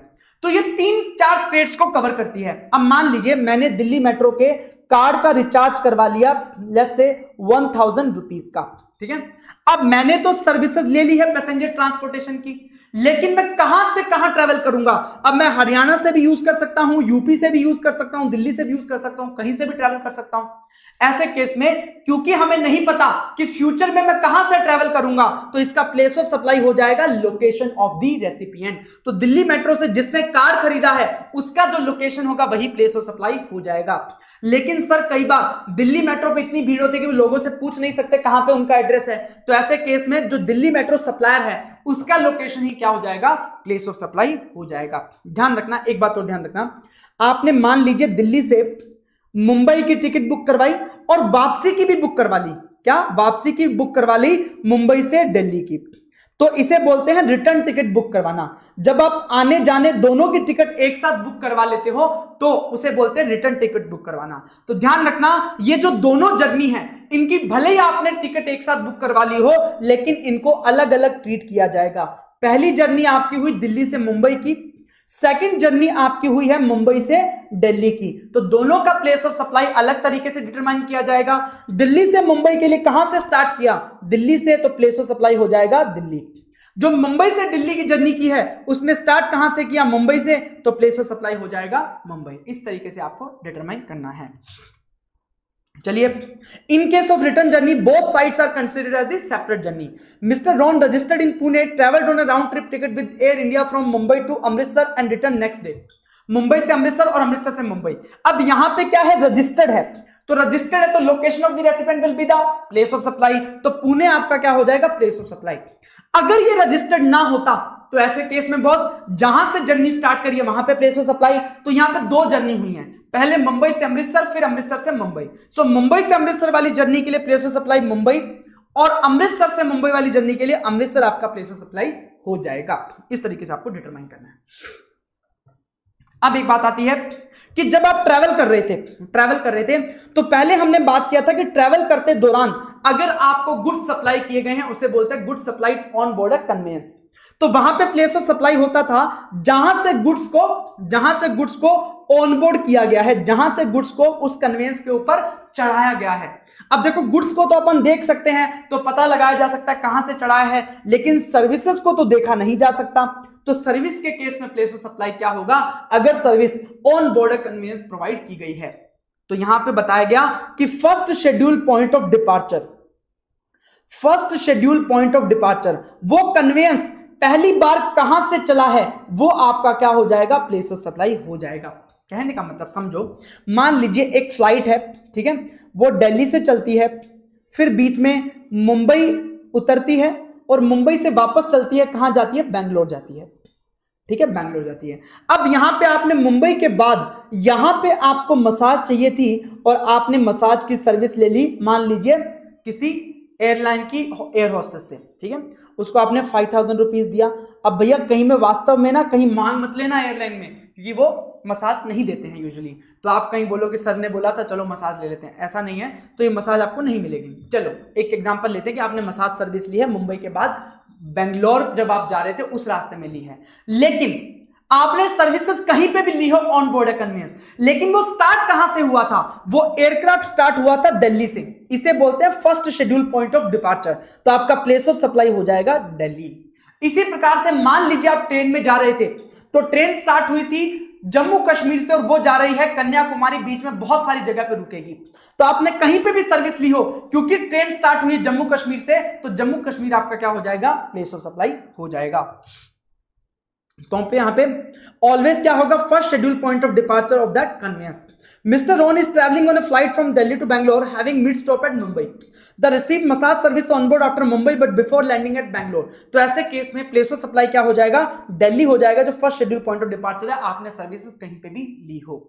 चलिए, उसके बाद next point telecommunication services. Telecommunication service देखो, जो टेलीकम्युनिकेशन सर्विस है वो बहुत टाइप से दी जाती है। जैसे कुछ फिक्स इंस्ट्रूमेंट का यूज करके भी टेलीकम्युनिकेशन सर्विस दी जाती है, जैसे कोई dish antenna, cable line, lease circuit. आपको याद होगा, आप जो डिश वगैरह देखते हो, टीवी वगैरह देखते हो, तो उसके ऊपर छतरी लगी होती है, छतरी लगी होती है छत के ऊपर, तो वहां से सिग्नल आता है और आपको प्रोवाइड किया जाता है। तो यहां पे जो सर्विस प्रोवाइड की जा रही है वो किसी फिक्स इंस्ट्रूमेंट का यूज करके और आपको वो सर्विसेज प्रोवाइड की जा रही है टेलीकम्युनिकेशन की। तो जब कोई फिक्स इंस्ट्रूमेंट का यूज करके आपको टेलीकम्युनिकेशन की सर्विस दी जा रही है, तो जहां पे वो इंस्ट्रूमेंट लोकेटेड है वो क्या हो जाएगा? प्लेस ऑफ सप्लाई हो जाएगा। लेकिन अब मोबाइल का कनेक्शन भी होता है, लेकिन मोबाइल कनेक्शन में कोई फिक्स इंस्ट्रूमेंट का यूज करके आपको सर्विस नहीं दी जाती, वो डायरेक्टली नेटवर्क होता है, नेटवर्क होता है जिसके थ्रू आपको सर्विस दी जाती है। तो यहां पे अगर आपने पोस्टपेड कनेक्शन करवाया है, पोस्टपेड कनेक्शन मतलब आप सर्विसेज यूज करोगे, आपका बिल बनेगा और आप पेमेंट करोगे, तो भैया जो बिलिंग एड्रेस होगा आपका, बिल के अंदर आपका जो एड्रेस होगा रेसिपिएंट का, वही प्लेस ऑफ सप्लाई हो जाएगा। अगर आपने प्रीपेड कनेक्शन करवाया है, मतलब आप पहले पैसा पे करते हो फिर आप यूज करते हो, जैसे अपन मोबाइल का रिचार्ज करवाते हैं और उसके बाद यूज करते हैं, तो अगर आपने रिचार्ज करवाया है थ्रू किसी एजेंट या डिस्ट्रीब्यूटर या रीसेलर, तो भैया जहां पे वो एजेंट, डिस्ट्रीब्यूटर या रीसेलर है वहीं पे प्लेस ऑफ सप्लाई हो जाएगा। अगर आपने खुद से ऑनलाइन मोड से आपने रिचार्ज कर लिया, तो लोकेशन ऑफ रेसिपिएंट क्या हो जाएगा? Place of supply. और अगर लोकेशन ऑफ रेसिपिएंट अवेलेबल नहीं है तो लोकेशन ऑफ सप्लायर क्या हो जाएगा? प्लेस ऑफ सप्लाई हो जाएगा। अब मान लीजिए आपका ऑफिस है, एक तो मुंबई में 2 ऑफिस हैं। मान लीजिए एक है आपका दादर में, ठीक है, दादर एक प्लेस है मुंबई में, और एक ऑफिस है आपका बांद्रा में, ठीक है, बांद्रा एक ये जगह है। उसके अलावा एक आपका ऑफिस है गुड़गांव में और एक आपका ऑफिस है मान लीजिए नोएडा में, ठीक है। अब गुड़गांव पड़ता है हरियाणा में, नोएडा पड़ता है यूपी में, मुंबई पड़ता है महाराष्ट्र में। अब आपने टेलीकॉम कंपनी वालों से बोला कि हमें इन 4 ऑफिसेस को कनेक्ट करना है, इन 4 ऑफिसेस को कनेक्ट करना है, तो हमने 4 कनेक्शन लगवाए हैं। एक गुड़गांव में कनेक्शन है, एक नोएडा में है, एक दादर ऑफिस में है और एक बांद्रा ऑफिस में है। इन 4 पॉइंट्स के बेसिस पे हमने इन 4 जगह को क्या किया है? कनेक्ट किया है।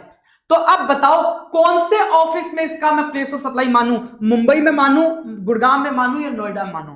तो यहां पे बोला गया कि जब मोर देन 1 स्टेट्स में होगा तो based on number of points. अब 2 पॉइंट्स हैं जो नेटवर्क के, वो मुंबई के अंदर है, एक हरियाणा में है, एक यूपी में है, तो जो भी प्राइस चार्ज किया गया है उसे 2:1:1 के रेशो में डिवाइड कर लिया जाएगा। If leased circuit goes through more than 1 state, union territory and consolidated amount is charged, in such case place of supply will be determined based on number of points in each state or union territory, अगर आपका कोई अलग से contract नहीं है। ABC Limited registered in Jaipur awaits landline service from BSNL. Telephone is installed in the workspace located at Gurgaon. Also billing address is given in Jaipur. तो भैया यहाँ पे फिक्स इंस्ट्रूमेंट का यूज करके सप्लाई दी जा रही है, तो फिक्स इंस्ट्रूमेंट कहां पे है? गुड़गांव में, तो प्लेस ऑफ सप्लाई हो जाएगा गुड़गांव, ठीक है। चलिए नेक्स्ट पॉइंट है एडवर्टाइजमेंट सर्विस। अगर कोई एडवर्टाइजमेंट सर्विस दी गई है सेंट्रल गवर्नमेंट को, स्टेट गवर्नमेंट को, यूनियन टेरिटरी को, लोकल अथॉरिटी को, स्टैट्यूटरी बॉडी को, ध्यान रखना अगर आपने किसी प्राइवेट एंटिटी को दिया है तो वो यहां पे कवर नहीं होगा। यहां पे कौन सा कवर होगा? अगर आपने एडवर्टाइजमेंट सर्विस दिया है गवर्नमेंट को, लोकल अथॉरिटी को, स्टैट्यूटरी बॉडी को। आपने देखा होगा बहुत सारे पेट्रोल पंप पे होर्डिंग लगे होते हैं कि भैया ये सिलेंडर वाली जो स्कीम चल रही है, बहुत सारे हॉस्पिटल में एडवर्टाइजमेंट्स लगे होते हैं आयुष्मान भारत स्कीम के, तो ये सारी एडवर्टाइजमेंट गवर्नमेंट करवाती है। तो भैया गवर्नमेंट को सर्विस दी जा रही है एडवर्टाइजमेंट की, तो ये जो एडवर्टाइजमेंट गवर्नमेंट को दी जा रही है सर्विसेज, उसका प्लेस ऑफ सप्लाई होगा जिस स्टेट और यूनियन टेरिटरीज के अंदर इन एडवर्टाइजमेंट को दिखाया गया है, उस हर स्टेट और यूनियन टेरिटरी में क्या माना जाएगा? प्लेस ऑफ सप्लाई माना जाएगा। मान लीजिए टीवी के ऊपर ऐड आ रही है, अब टीवी के ऊपर ऐड आ रही है तो बहुत सारे स्टेट्स में दिखाई जा रही होगी, तो हर स्टेट और यूनियन टेरिटरी जहां जहां पे वो ऐड दिखाई जा रही है वहां वहां पे प्लेस ऑफ सप्लाई हो जाएगा। सर इसको डिवाइड कैसे करेंगे हर स्टेट में? वो आपके सिलेबस में नहीं है, वो आपके फाइनल लेवल पे आएगा, अभी आपके सिलेबस में वो चीज नहीं है, ठीक है। ये बात ध्यान रखना। तो आपको सिर्फ इतना पता होना चाहिए कि अगर एडवर्टाइजमेंट सर्विस दी है central, state government, union territory, local authority, statutory body को, तो जिस जिस स्टेट और यूनियन टेरिटरी के अंदर उस एडवर्टाइजमेंट को प्ले किया गया, रन किया गया, ब्रॉडकास्ट किया गया, दिखाया गया है, वहां क्या हो जाएगा, प्लेस ऑफ सप्लाई हो जाएगा। अच्छा, उसके बाद अगर बैंकिंग और फाइनेंशियल सर्विसेज दी है इंक्लूडिंग स्टॉक ब्रोकिंग सर्विस, मान लीजिए किसी बैंक ने अपने कस्टमर को सर्विस दी है या अदर देन कस्टमर को बैंक की सर्विस दी है, या हो सकता है जीरोधा, कोटक सिक्योरिटीज, ये क्या करते हैं, आपको शेयर्स खरीदने के लिए ब्रोकरेज लेते हैं आपसे, आप उनके पोर्टल के थ्रू खरीद सकते हो और आपका डीमैट अकाउंट उनके पास होता है और वो आपको हेल्प करते हैं और उसके बदले में वो क्या लेते हैं, ब्रोकरेज लेते हैं, तो वो क्या हो गई, स्टॉक ब्रोकिंग सर्विस। तो इन सर्विसेज के लिए प्लेस ऑफ सप्लाई क्या होगा, देखो अगर उस सप्लायर के पास रेसिपिएंट का एड्रेस अवेलेबल है तो लोकेशन ऑफ रेसिपिएंट क्या हो जाएगा, प्लेस ऑफ सप्लाई, और अगर रेसिपिएंट का एड्रेस अवेलेबल नहीं है तो लोकेशन ऑफ सप्लायर हो जाएगा। मान लीजिए आपका एसबीआई बैंक में खाता है, ठीक है, आप जयपुर के रहने वाले हो, अब एसबीआई बैंक को तो पता है कि आप जयपुर के रहने वाले हो, उनके पास आपका एड्रेस है, तो अब अगर आप एसबीआई बैंक से आप कोई सर्विसेज लोगे तो वो प्लेस ऑफ सप्लाई क्या हो जाएगा, लोकेशन ऑफ रेसिपिएंट जयपुर। लेकिन मान लीजिए आपने कोई सर्विस, आप बाहर गए हुए थे, ठीक है, मान लीजिए आउट ऑफ टाउन गए हुए थे, वहां पे आपको कोई डिमांड ड्राफ्ट बनवाना था, आपने डिमांड ड्राफ्ट बनाया वहां के बैंक से, मान लीजिए आईसीआईसीआई बैंक से। अब आईसीआईसीआई बैंक को नहीं पता कि आप कहां के हो, तो भैया उसके पास रेसिपिएंट का एड्रेस नहीं है, तो ऐसे केस में लोकेशन ऑफ द सप्लायर जहां पे वो आईसीआईसीआई बैंक है वही क्या हो जाएगा, प्लेस ऑफ सप्लाई हो जाएगा। Mister Shyam of Jaipur travel to Delhi to enrol his son at Delhi university and paid college fee using DD from a bank located in Delhi. Delhi के बैंक से डीडी बनवाया, bank issued the DD without any KYC, bank ने कोई KYC नहीं किया, मतलब उसे नहीं पता कि कस्टमर कहां का है, तो ऐसे केस में बैंक कहां का है, दिल्ली का, तो प्लेस ऑफ सप्लाई क्या हो जाएगा, दिल्ली हो जाएगा। उसके बाद अगर इंश्योरेंस करवाते हो तो यहां पे भैया इंश्योरेंस वाले के पास ना लोकेशन ऑफ द रेसिपिएंट हमेशा अवेलेबल होती है, जिसका इंश्योरेंस किया जा रहा है उसका एड्रेस हमेशा अवेलेबल होता है, तो यहां पे बोला गया कि इंश्योरेंस सर्विस के केस में हमेशा लोकेशन ऑफ रेसिपिएंट क्या होगा, प्लेस ऑफ सप्लाई होगा। तो मिस्टर राम ने जयपुर का रहने वाला है, उसने टर्म इंश्योरेंस परचेज किया from Tata AIA for an annual premium of ₹15,000, place of supply क्या हो जाएगा, जयपुर हो जाएगा उसका लोकेशन। तो ये थे आपके सारे स्पेसिफिक केसेस। अब अगर इन स्पेसिफिक केसेस को छोड़ के आपने कोई भी सर्विस प्रोवाइड कराई है वो जनरल प्रोविजन में आ जाएगा और place of supply general provision की तरह डिटरमाइन किया जाएगा। अब एक बहुत ही इंपॉर्टेंट पॉइंट मैं आपको बताने जा रहा हूं, समझ लेना आप यहां पे, ठीक है। अब देखो यहां पे आपका मान लीजिए लोकेशन ऑफ सप्लायर आपका कहां पे है, मान लीजिए मुंबई के अंदर है, मान लीजिए महाराष्ट्र, ठीक है, और आपका प्लेस ऑफ सप्लाई कहां पे है, ये भी महाराष्ट्र के अंदर है, महाराष्ट्र मुंबई के अंदर है, ठीक है। अब अगर लोकेशन ऑफ रेसिपिएंट कहां पे है, वो है मान लीजिए वो भी महाराष्ट्र के अंदर है, ठीक है, महाराष्ट्र के अंदर। तो देखो क्या होगा, लोकेशन ऑफ सप्लायर महाराष्ट्र में है, प्लेस ऑफ सप्लाई महाराष्ट्र में है, तो यहां पे क्या हो जाएगा, इंट्रास्टेट सप्लाई, और यहां पे क्या लग जाएगा, CGST लग जाएगा महाराष्ट्र का और SGST लग जाएगा महाराष्ट्र का, ठीक है। अब रेसिपिएंट कहां का है, महाराष्ट्र का है, तो यह महाराष्ट्र गवर्नमेंट के पास जाएगा कि बोलेगा कि सर मैंने कुछ सर्विसेज परचेज करी हैं जिनका यूज करके मैं आउटवर्ड सप्लाई प्रोवाइड करने वाला हूं, तो आप इसका मुझे क्या दे दो, ITC दे दो, ITC, ठीक है। तो ITC यहां पे मिल जाएगा क्योंकि ये रेसिपिएंट भी महाराष्ट्र का है और ये महाराष्ट्र गवर्नमेंट के पास जाएगा कि बॉस ITC दे दो, और इसको ITC महाराष्ट्र गवर्नमेंट दे देगी, कोई दिक्कत वाली बात नहीं है। अब मान लो अगर ये रेसिपिएंट महाराष्ट्र का ना होकर के और ये रेसिपिएंट गुजरात का होता, जैसा ये कैसा केस हो सकता है, मान लो गुजरात की कोई कंपनी है, उसके डायरेक्टर मुंबई में रहने आ रहे हैं, तो मुंबई में होटल बुक करवाया तो प्लेस ऑफ सप्लाई कहां होगा, महाराष्ट्र मुंबई हो जाएगा, और सप्लायर भी कहां का होगा, मुंबई का, लेकिन वो कंपनी कहां की है, गुजरात की, तो यहां पे क्या हो गया, रेसिपिएंट गुजरात का है, लोकेशन ऑफ सप्लायर और प्लेस ऑफ सप्लाई मुंबई में है। तो देखो होगा तो इंट्रास्टेट सप्लाई, क्योंकि सप्लायर और प्लेस ऑफ सप्लाई महाराष्ट्र में है और CGST और SGST महाराष्ट्र का लग जाएगा, लेकिन क्योंकि रेसिपिएंट गुजरात का है ये महाराष्ट्र की गवर्नमेंट के पास क्या मुंह लेकर के जाएगा कि आईटीसी दे दो? ये गुजरात वाला बंदा महाराष्ट्र वाली गवर्नमेंट से आईटीसी नहीं मांग सकता, क्योंकि इसका उस गवर्नमेंट से कोई लेना देना नहीं है, क्योंकि ये सिर्फ गुजरात में रजिस्टर्ड है। तो भैया ऐसे केस में जहां पे लोकेशन ऑफ सप्लायर और place of supply same state में है, लेकिन लोकेशन ऑफ रेसिपिएंट उस स्टेट में ना होकर के किसी दूसरे स्टेट में है, तो भैया यहां पे आईटीसी नहीं मिल पाएगा, यहां पे ITC not available, ITC available नहीं होगा। ये बात आप ध्यान रख लेना। हां, अगर मान लीजिए प्लेस ऑफ सप्लाई भी किसी दूसरे स्टेट में होता, मान लीजिए गोवा में होता, तो यहां पे इंटर स्टेट सप्लाई हो जाता, यहां पे आईजीएसटी लग जाता, और आईजीएसटी आप चाहे किसी भी स्टेट में हो आप मांग सकते हो, आईटीसी आपको मिल जाता। तो ये दिक्कत कहां पे आएगी? जहां पे सीजीएसटी एसजीएसटी लग जाएगा और जो रेसिपिएंट है वो किसी दूसरे स्टेट का होगा, तो वो आईटीसी नहीं ले पाएगा। देखिए यहां पे please note, if in any case location of supplier and place of supply is in the same state but such state is different from the state of location of recipient, recipient किसी दूसरे state में है, such supply is the intra state supply and CGST SGST of the supplier state will be applicable. Supplier जिस state में है उसका CGST SGST applicable हो जाएगा, सो recipient will not be able to claim the ITC. ये problem कहां कहां आ सकती है? जो स्पेसिफिक केस नंबर 1 है, जैसा मैंने आपको होटल के केस में बताया, सेकंड आपका रेस्टोरेंट सर्विस के केस में आ सकता है, इवेंट जो आपका एडमिशन की सर्विस होती है वहां ये केस हो सकता है, या 8 नंबर सर्विस, 8 नंबर सर्विस आपकी कौन सी थी? ऑन बॉर्डर कन्वेंस वाले केस में हो सकता है। बाकी जगह पे प्रॉब्लम नहीं आएगी, क्योंकि बाकी जगह पे हम क्या बोलते हैं, अगर रेसिपिएंट रजिस्टर्ड है तो location of recipient will be the place of supply. तो भैया जब place of supply location of recipient होगा तो ये प्रॉब्लम आएगी ही नहीं, ठीक है। तो रेसिपिएंट रजिस्टर्ड होगा तभी वो आईटीसी लेगा, अगर रेसिपिएंट रजिस्टर्ड नहीं है तो वो आईटीसी मांगने जाएगा भी नहीं, ठीक है। चलिए अब कुछ क्लैरिफिकेशन है प्लेस ऑफ सप्लाई के रिलेटेड। देखो location of recipient of service, देखो गुड्स के केस में अगर आपको रेसिपिएंट की लोकेशन पता लगानी है तो बहुत इजी है, जहां पे गुड्स डिलीवर हुआ, जिसको आपने गुड्स दिया वो आपका लोकेशन हो जाएगा। लेकिन सर अगर सर्विस की पता लगानी है लोकेशन ऑफ रेसिपिएंट तो कैसे पता लगाओगे? देखो अगर आपने सर्विस दिया है किसी रजिस्टर्ड प्लेस ऑफ बिजनेस को, किसी रेसिपिएंट जिसका रजिस्टर्ड प्लेस है, तो ऐसे केस में वो रजिस्टर्ड प्लेस ऑफ बिजनेस क्या हो जाएगा? Location of the recipient. लेकिन अगर आपने उसी बंदे के किसी अनरजिस्टर्ड प्लेस ऑफ बिजनेस जो कि एक ऑफिस है लेकिन रजिस्टर्ड नहीं है, उसके रिलेटेड अगर आपने सर्विस दी है तो वो फिक्स एस्टैब्लिशमेंट क्या हो जाएगा?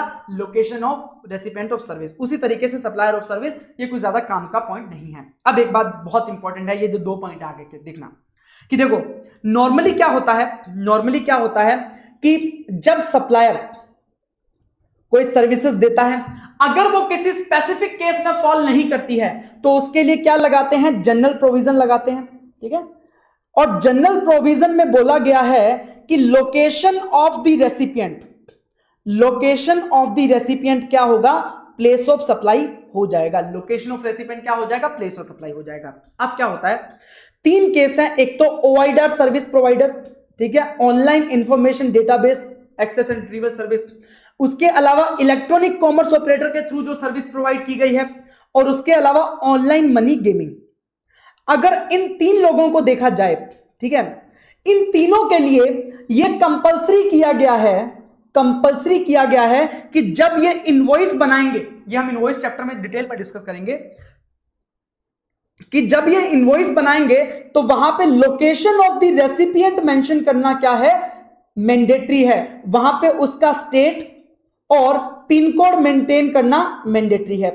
तो मतलब अगर कोई ऑनलाइन मनी गेमिंग की सर्विस दे रहा है, इलेक्ट्रॉनिक कॉमर्स ऑपरेटर है या ओआईडीआर सर्विस वाला है, वो हमेशा क्या करेगा? इनवॉइस के अंदर लोकेशन ऑफ रेसिपिएंट डालेगा, स्टेट पिन कोड डालेगा।